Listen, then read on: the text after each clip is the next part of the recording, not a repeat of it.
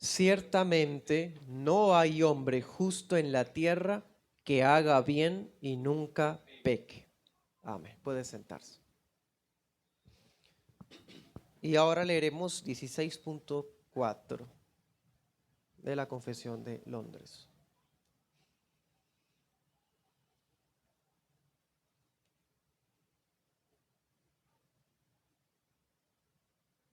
Dice, juntos, quienes alcancen la máxima obediencia posible en esta vida, quedan tan lejos de llegar a un grado supererogatorio y de hacer más de lo que Dios requiere, que les falta mucho de lo que por deber están obligados a hacer. Bien, titularemos esta enseñanza El mérito de las buenas obras. Bueno, hicimos lectura de ese párrafo de la Confesión de Londres. Me parece excelente como está redactado. Tiene como un toque no sé cómo expresarlo, quizás ironía, pero se entiende que es un ataque directo en contra de unas ideas muy populares de su tiempo y que todavía están vigentes. Saben, el contexto histórico de la Confesión de Londres, siglo XVII, si para usted a veces al ver nuestros entornos rodeados de la idolatría papista, nos sorprende y vemos multitudes perdidas, les aseguro que en el siglo XVII el panorama era mucho más tenebroso, sombrío y casi que sin esperanza. Pues el contexto histórico de la Confesión de Londres era eso. Quizás Inglaterra se había apartado del romanismo, pero habían adoptado un sistema gemelo, que es el anglicanismo, muy parecidos casi en muchos detalles prácticos, incluyendo este tema de las buenas obras, por lo menos en sus primeros siglos. Acá pues vemos un ataque directo por parte de los de la confesión en contra de todas esas ideas. Particularmente en el catolicismo romano hay una idea que se llama semipelagianismo, es decir, que la salvación se obtiene con fe más obras. ¿Sí? Pues los bautistas particulares de la Confesión de Londres demuestran su unidad con las confesiones protestantes en decir que no, la fe no es, la salvación no es fe más obras, la salvación es sola fe, sola fide. Y es más, en este punto usan términos que son católicos, por ejemplo, ese término supererogatorio es un término católico, por eso suena tan inusual para nosotros. Pero usaron de adrede este lenguaje precisamente para refutar esas ideas, ¿sí? Y convertir este punto en parte de nuestras creencias fundamentales, porque las creencias católicas romanas van en contravía de lo que las escrituras enseñan. En el catolicismo romano se le da tanta importancia a las obras que para ellos hay dos formas de interpretar las obras. Por un lado están las obras meritorias, es decir, toda obra que sea buena en la perspectiva de ellos, de su tradición, no de la sola escritura, por supuesto, pues toda obra que sea buena es meritoria, es decir, alcanza cierto grado de gracia, o mejor dicho, ellos la logran hacer por la gracia que los inunda en su corazón, y esa gracia puede compensar, ellos usan otros términos, compensar en cierta forma las fallas que han cometido contra los mandamientos de Dios, ¿sí? Especialmente con los pecados veniales. Cuando un creyente ha cumplido los sacramentos y ha hecho buenas obras, entonces su estadía en el purgatorio va a ser menos, porque el purgatorio va a llevar a cabo una especie de purificación de todas aquellas obras malas que no alcanzaron a ser perdonadas mientras vive el creyente. ¿Sí? Bueno, eso es un resumen del sistema de ellos. La verdad no me quiero tomar el tiempo de hacer lectura del Catecismo de Roma ni nada por el estilo, pero solamente quiero pues colocarles como el panorama general de lo que se está pensando en este punto de la confesión. Y está la otra idea de las buenas obras. Ellos creen en unas obras que son supererogatorias. ¿Qué es eso? Las obras supererogatorias son obras buenas que hicieron los santos, la Virgen María, los santos canonizados, los mártires, ¿sí? O sea, ellos hicieron tantas obras que no solamente llegaron al mérito de satisfacer todo, sino que fueron tantas las obras que hicieron y los sufrimientos que padecieron que tienen más obras para dar. O sea, ese excedente de buenas obras que ellos obtuvieron es un tesoro para la iglesia. Y a través del Papa, la iglesia dispensa esas buenas obras a través de las indulgencias y a través de los sacramentos y de las obras que hace el católico de a pie. ¿Sí? Entonces, dense cuenta. En resumen, las personas pueden hacer obras meritorias para compensar y alcanzar cierto grado de justificación delante de Dios, y las obras supererogatorias son las obras de los santos que fueron tan buenos que hasta hubo cosas que ellos nos pueden aportar. Por eso es que se puede clamar a ellos, por eso es que ellos interceden, ¿sí? Nos comparten de sus bondades. Dese cuenta de ese sistema tan supersticioso, casi que parece un monte del Olimpo griego, ¿no? Pero bueno, hoy vamos a hablar de este tema, obviamente a la luz de las Escrituras, y lo estaremos viendo en 2 puntos. Primer punto: ninguna obra humana satisface el estándar divino. Ninguna obra humana satisface el estándar divino. Segundo punto: ninguna obra humana supera el estándar divino. ¿Listos? Entonces, en el primer punto vemos que ninguna satisface. Y en el segundo, ninguna supera. Bueno, comencemos primer punto. En el texto que leímos inicialmente, Eclesiastés 7:20, él dice claramente: no hay hombre justo en la tierra que haga bien y nunca peque. Sí existen hombres justos, aquellos que han sido redimidos por la gracia de Dios y que poseen la fe salvadora. Ellos pueden llegar a adaptar, acoplarse al estándar de vida de los mandamientos de Dios, llevando una vida de rectitud, de moralidad, ¿cierto? Eso es ser una persona justa en términos así sencillos y generales. Pero aún una persona justa no todo el tiempo hace el bien, porque es algo muy diferente ser un justo a ser un perfecto. Estamos llamados a ser perfectos.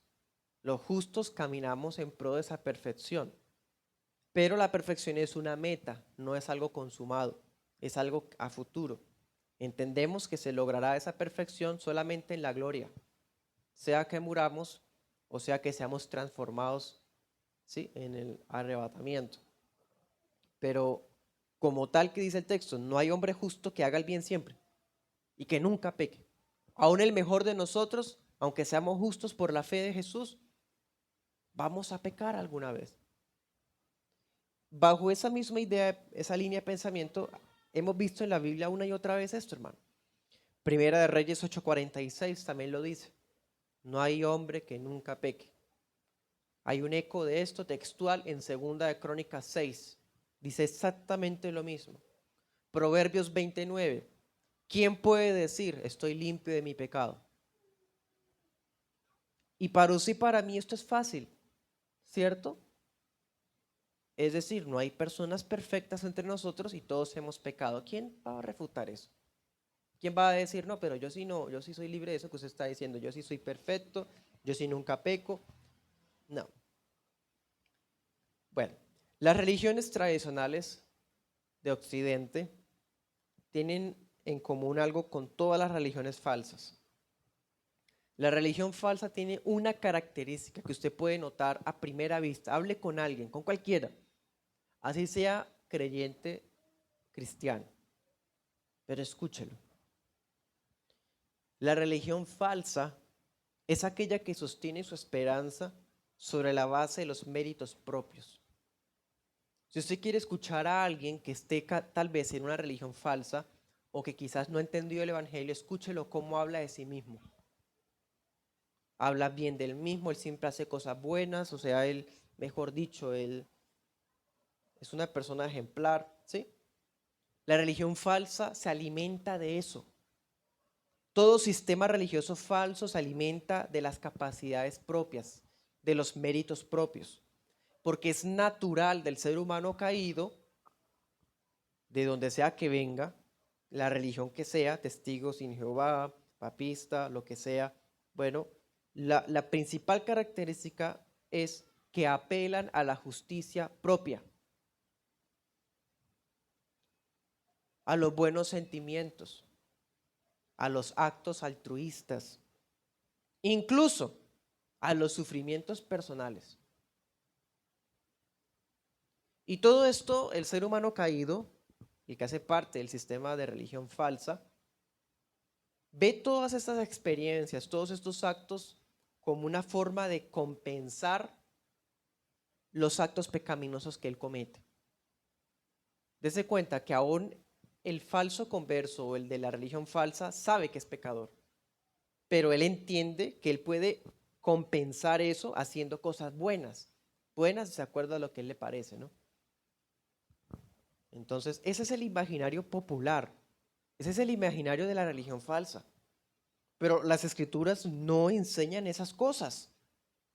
Hermano, esta es la cuarta enseñanza que hemos visto sobre buenas obras. Y en pocas palabras hemos visto características que deben cumplirse, todas unánimes, para que alguien pueda hacer una buena obra. Y tan solo recordemos la primera enseñanza, cuando dijimos que las buenas obras son basadas en la palabra, en la ley de Dios, deben tener el corazón correcto, de amar a Dios sobre todo, que deben ser solo para su gloria y que deben tener la fe salvadora en Cristo Jesús, hacerse con fe. ¿Sí? Tan solamente eso. Dígame, ¿quién puede acoplarse perfectamente al estándar divino de todo lo que Él ordena en su palabra? ¿Quién, hermano? Nadie en las Escrituras ha dicho que lo ha logrado, nadie. Es más, si en el Nuevo Testamento a alguien se le hubiera ocurrido, Santiago dijo, si fallas en uno, fallas en todos. O sea, como para estallar la única burbuja de orgullo que le quedara a alguno por ahí. El testimonio bíblico nos dice una y otra vez que ningún hombre está exento de pecado. No hay justo que nunca peque. Romanos 3:9 dice, sean judíos o gentiles, todos están bajo pecado. Romanos 3:23, por cuanto todos pecaron, están destituidos de la gloria de Dios. Todos pecaron, dice. Todos. Universal. No hay excepciones. La única excepción textual, ¿quién es? El Señor Jesús. Textual. Los demás, ninguno. Ninguno en toda la historia de la humanidad ha podido hallar justificación delante de Dios por medio de sus propios méritos y obras. Jamás. Salmo 133, lo hemos leído varias veces.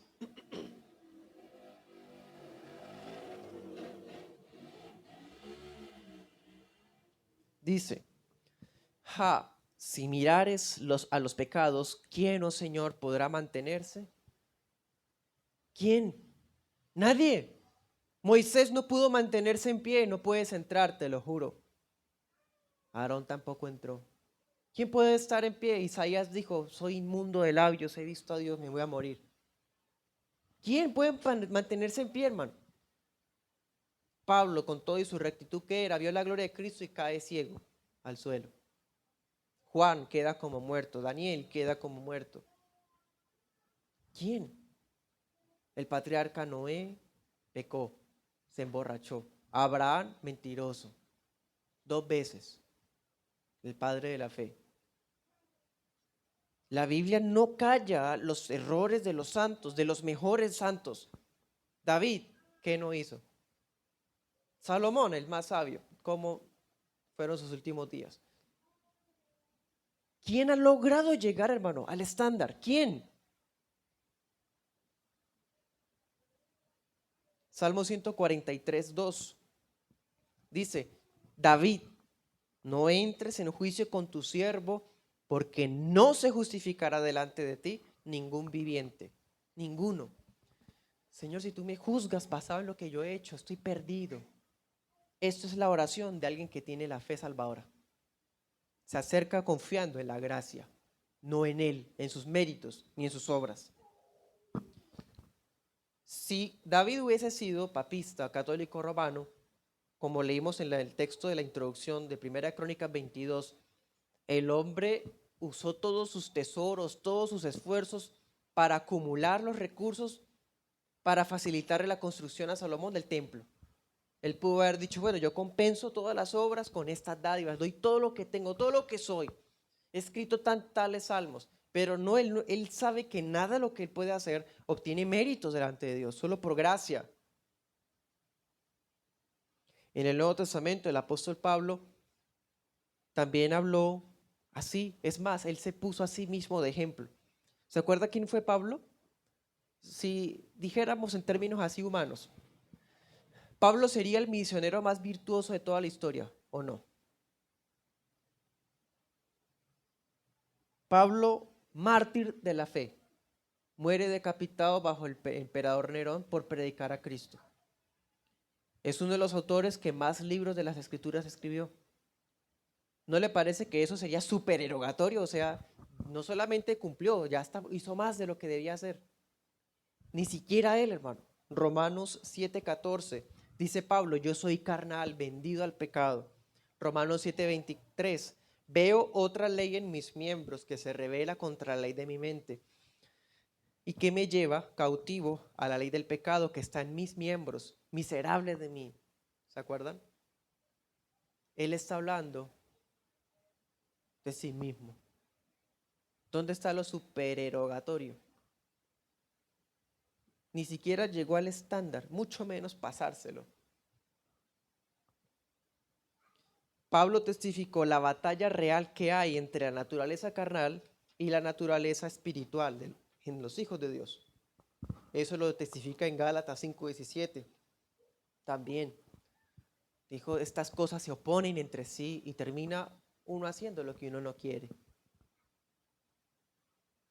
Entonces, si esta es la condición de los mejores santos bajo el cielo, ¿quién puede asegurar que cumplió a satisfacción lo que Dios demanda en la ley? Dios no dio la ley para salvación, porque sabe que por la caída de Adán ninguno la puede cumplir. Dice el Señor, si cumples todo esto vivirás, pero si no, morirás. ¿Y qué pasó? Israel fue destruido porque no pudieron. No pudieron. El apóstol Juan enseñó exactamente lo mismo, 1 Juan 1:8-10. Enseñó que cualquiera que alegue perfección moral, dice que él sí cumple, que él sí es bueno, dice ahí, se engaña a sí mismo. Se engaña. Y a la vez está diciendo que Dios es mentiroso. Porque una y otra vez Dios está diciendo nuestra condición. Y todavía se cree bueno. Y todavía cree que sí cumple con obras meritorias. Y peor, que hasta tiene supererogatorias. Bueno, esa es la mentalidad del paganismo. Por lo tanto, hermanos, las obras meritorias, como si se cumpliera el estándar de Dios, como si uno pudiera llenar plenamente esos mandamientos, esas obras meritorias no existen. No existen. Isaías 64:6 dice, nuestras mejores justicias son trapos de inmundicia. Esas son nuestras obras meritorias, que de mérito tienen la comparación de un trapo sucio. El término que usa Isaías ahí se refiere a una toalla higiénica sucia. Esas son nuestras obras meritorias delante de Dios. Vamos al segundo punto. Ninguna obra humana supera el estándar divino. Primer punto que vimos, no existe nadie que haya cumplido a satisfacción todos los mandatos de Dios o el estándar divino de obras. Se nos ordenan, se nos mandan la obediencia a los mandamientos, pero ninguno ha llegado a ello, ninguno. Ahora en ese segundo punto veremos qué pasaría si dijéramos, bueno, digamos que sí hubo alguien, solo que no está en la Biblia, pero alguien sí lo logró.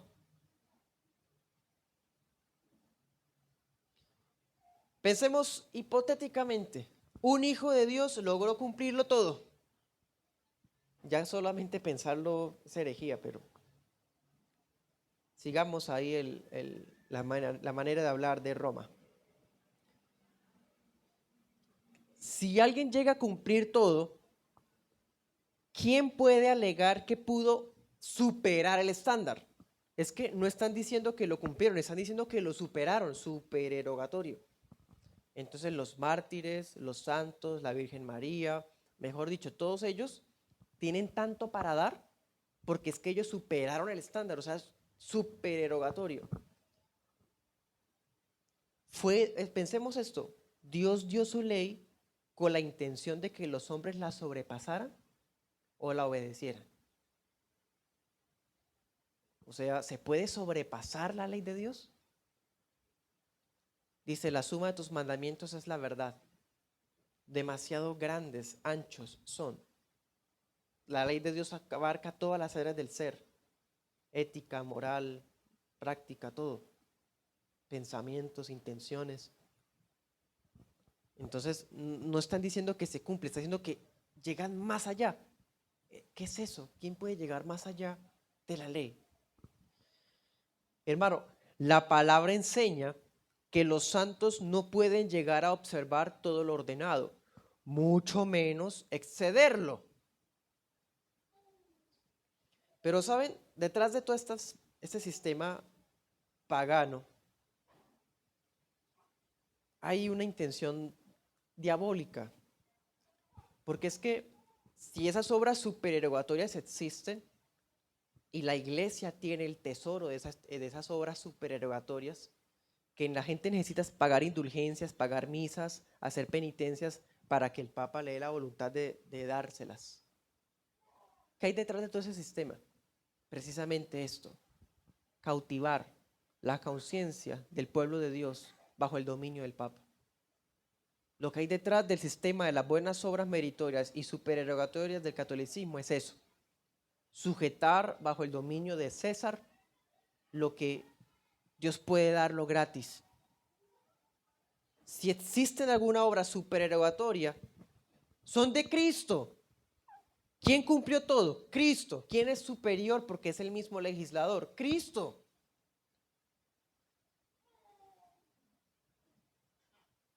No existe alguna especie de banco con una acumulación de créditos meritorios. Ese banco lo alcanzaron los mártires y los fallecidos. No, eso no existe. ¿No es suficiente la eterna gracia de Dios? ¿No es suficiente la gracia de Dios? ¿O es que resulta que la gracia de Dios no alcanza, no es suficiente? O sea, entonces le toca a Dios tomar del excedente de lo que algunos hombres buenos lograron hacer y tomar de ese excedente para ahí sí dárselo a los otros. Mire lo tremendo, es una blasfemia. No solamente estás diciendo que el hombre es tan perfecto que puede lograr superar el estándar de Dios, sino que está diciendo que Dios no tiene la suficiente gracia de sí mismo, sino que tiene que tomarla prestada o tomarla de la generosidad de los santos que sí cumplieron. Romanos 11:35, ¿se acuerdan el texto? ¿Quién le dio algo a Dios para que luego diga que Él le compensó? Romanos 11:35.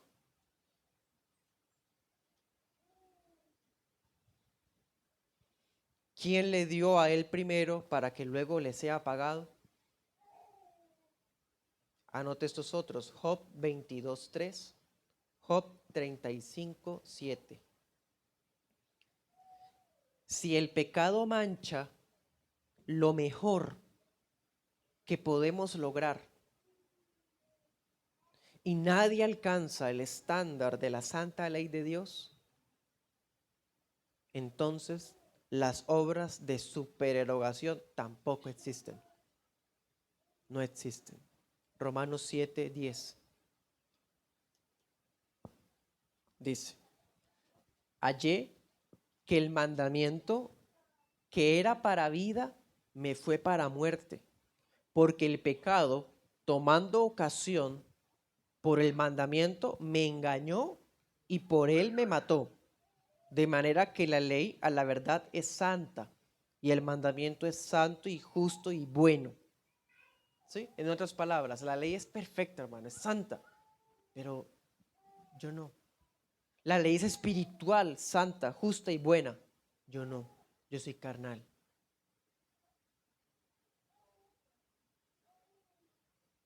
Y ahí usted puede seguir leyendo hacia adelante lo que dice el texto. ¿Sí? Cuando llegue el día final, cuando rindamos cuentas ante el tribunal de Cristo, los redimidos no vamos a decir: Dios, ten en cuenta todo lo bueno que hice. Dios, yo no logré llegar a cumplir todo, pero yo sé que Pablo hizo muchas cosas que yo no alcancé a hacer. De él, deme un poquito. Ninguno vamos a decir eso. ¿Sabes qué vamos a decir? Lucas 17:10.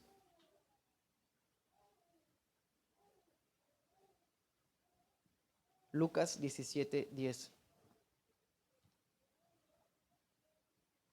Así también vosotros, cuando hayáis hecho todo lo que os ha sido mandado, decid: siervos inútiles somos, porque lo que debíamos hacer, hicimos. Eso es lo que vamos a decir. Vamos a decir esto: siervos inútiles somos, porque solo hicimos lo que debíamos hacer.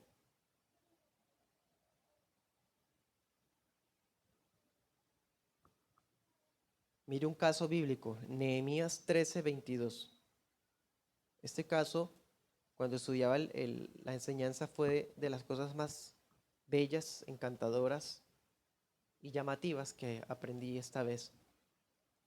Nehemías 13:22. Usted que ha leído el libro de Nehemías sabe que el libro termina de una forma un poco frustrante. Pareciera como que si todo lo que se hubiese logrado se hubiese derrumbado otra vez y al fin quedó todo como casi como al comienzo. Pero mire estas palabras, 13:22. Dije a los levitas que se purificaran y fueran a guardar las puertas para santificar el día del sábado. También por esto acuérdate de mí, Dios mío, y perdóname según la abundancia de tu misericordia. Qué lindo. El último capítulo de Nehemías está lleno de oraciones así. Mire el 14. Mire el 31. ¿Sí? Hay oraciones pequeñas. Él está contando todo lo que hizo. Hice esto y esto, reformé tal cosa, arreglé este desorden, les dije que observaran tu ley, me enojé cuando vi que esto estaba haciéndose mal, en fin. Pero cada vez que él hacía algo así, él decía: acuérdate de mí. Y luego, perdóname. ¿Por qué? Si está haciendo algo bien y pide perdón. Bueno, que el clamor final de Nehemías nos recuerde que ninguna excelencia proviene de nosotros mismos y que aún de nuestras mejores obras necesitamos ser perdonados. Desconfiamos aún de nuestras mejores obras porque están empañadas de nuestro pecado. Acuérdate de mí y perdóname. ¿Dónde está el mérito de las buenas obras? En nosotros no está, solo Cristo. Para terminar, digo lo siguiente. Vamos a decir unas dos conclusiones. Voy a hacer una conclusión práctica. Pensemos en nosotros como iglesia local. El pastor que dedica su esfuerzo en pastorear adecuadamente a su grey está expuesto al orgullo de su corazón. El creyente que toma atentos apuntes de la predicación de la iglesia puede verse tentado a distraer su mente con una sola mirada lasciva. La hermana que colabora generosamente con el ágape después del culto puede verse tentada a sentir que no fue apreciada debidamente por los comensales. Bueno, estos son solo ejemplos prácticos de que aún lo mejor que nosotros podamos ofrecer puede ser manchado y está manchado por el pecado. ¿Y qué diremos, hermanos, de todas esas veces que pudiendo dar no lo hemos hecho? ¿No es pecaminosa la inconstancia que todavía fluye de nuestras fuerzas? ¿No somos inconstantes todavía? Cuando hacemos buenas obras, aún así no hay malos pensamientos surgiendo a veces. Aún haciendo las buenas obras en pleno, a pesar de que tenemos fe genuina. Cito a Waldron, abro comillas. La obra meritoria y de supererogación presupone la perfección. Si todos están manchados con el pecado, entonces nadie está en condiciones de hacer más de lo que se le requiere. En segundo lugar, la norma de las buenas obras es nada menos que la sola palabra de Dios. La idea de que podamos sobrepasar lo que Dios requiere de nosotros implica que Dios reconoce una norma del bien más alta y más allá de su palabra. Cierro comillas, ¿sí? Muy interesante. Más razones por las cuales esto no puede existir, esto no es cierto, de las obras meritorias y de supererogación. Si aún lo mejor está manchado con el pecado, no somos perfectos, entonces, ¿cómo podemos hacer más allá de lo que se nos requiere? No es posible, ni siquiera lograrlo. Y otra cosa, si la norma es solo lo que Dios dice en su ley, decir que alguien logró ir más allá, está diciendo que Dios tiene un estándar diferente a la palabra. ¿Dónde está? ¿Cuál es?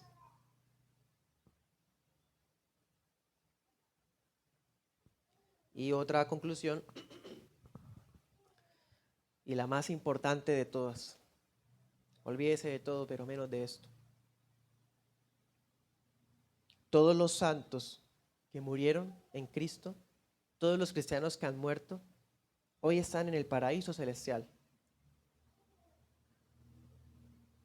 Han sido hechos perfectos después de morir, pero no en virtud de sus obras, sino en virtud de su unión con Cristo. El tesoro de justicia, de la justicia de Jesús, es tan sublime, tan infinito, que nos basta la justicia que es solo por la fe en Él para ser salvos. Ningún otro fue santo e inmaculado como Él. El mismo Señor Jesús se sometió todo a la ley de Dios. La cumplió perfectamente y ahora intercede por los suyos. No existe purgatorio, no existen indulgencias, no existen buenas obras meritorias y mucho menos obras de supererogación.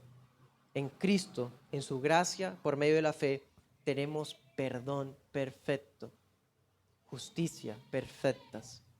Amén.